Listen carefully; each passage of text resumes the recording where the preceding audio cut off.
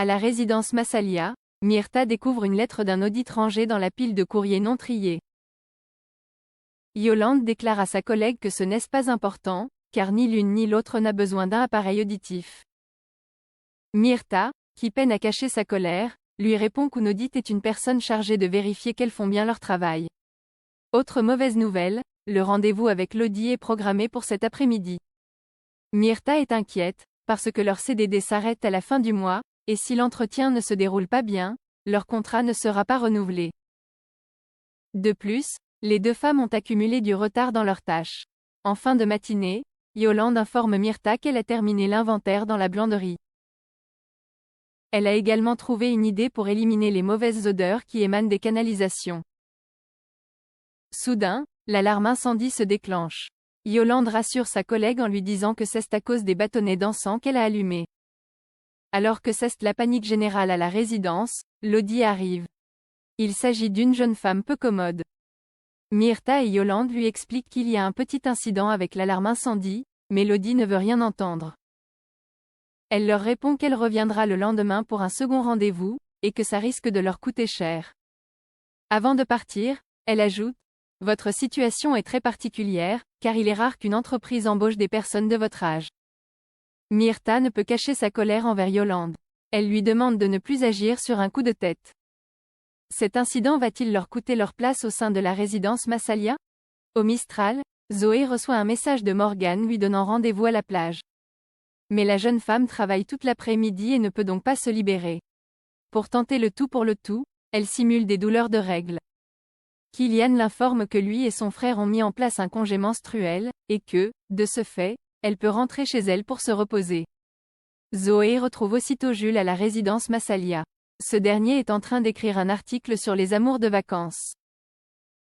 Il dit à la jeune femme que ça ne doit probablement pas l'intéresser, car elle n'a jamais été en couple. Mais contre toute attente, la fille d'Ariane laisse entendre qu'elle a déjà été amoureuse. Jules essaye d'en savoir plus, mais Zoé reste bien mystérieuse. Une fois à la plage, Morgane se retrouve seule avec Zoé. Elle s'excuse pour le comportement de son petit ami, qui peut parfois être trop intrusif. Puis, Morgane dit à sa nouvelle amie qu'elle peut se confier à elle si elle en ressent le besoin. Zoé lui révèle qu'elle ressent quelque chose pour un garçon qu'elle a servi au Mistral. Morgane demande à la jeune femme si elle compte revoir cet homme, et Zoé lui répond: « Sans doute. » Jules revient avec des glaces dans les mains. Morgane remercie son petit ami, et lui dit qu'elle l'aime. Ces mots semblent faire réagir Zoé. Zoé quitte la plage plus tôt que prévu. En passant devant le bar Le Mistral, elle croise Kylian qui lui reproche d'avoir menti pour ses douleurs de règles. Zoé lui répond qu'elle aurait finalement dû rester travailler. Et pour cause, je me fais un immense film. Il a déjà quelqu'un. À côté, les douleurs des règles, ce n'est rien. Alors, va-t-elle révéler ses sentiments à Jules? Pascal annonce à Jennifer l'impensable: Samuel est mort. Ainsi, il révèle à sa petite sœur avoir ôté la vie aux policiers pour qu'ils soient tous les deux réunis. Il lui dit: « On va tout oublier, on va recommencer ensemble. » Jennifer est bouleversée par ce qu'elle vient d'apprendre. Au commissariat, l'inquiétude gagne Ariane. Elle informe la commissaire que juste avant qu'il ne disparaisse, Samuel avait découvert la vraie identité de Jennifer Mazeron. Ariane et Meyline se demandent si Jennifer ne serait pas à l'origine de la disparition de Samuel. De son côté, Samuel se réveille frigorifié dans un camion réfrigéré. Il a une camisole et ne peut donc pas bouger les bras. Il hurle au secours, mais il est à bout de force.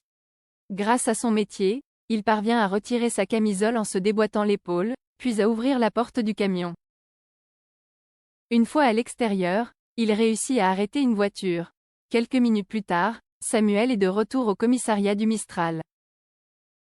Ariane et Meyline lui demandent ce qui s'est passé et le policier leur répond qu'il a simplement ressenti une piqûre dans le cou et qu'il s'est réveillé dans un camion réfrigéré.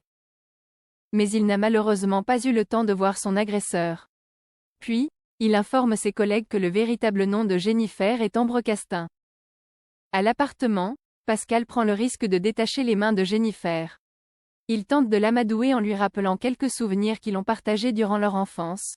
Tu as beau avoir été adopté, on a vécu de grands moments ensemble.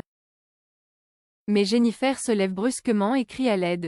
Elle a à peine le temps de dire une phrase que Pascal lui couvre la bouche avec un foulard et attache ses mains. En se débattant, elle casse un verre avec son pied. Alors que Pascal part chercher un balai, Jennifer récupère un bout de verre et le cache entre ses doigts de pied.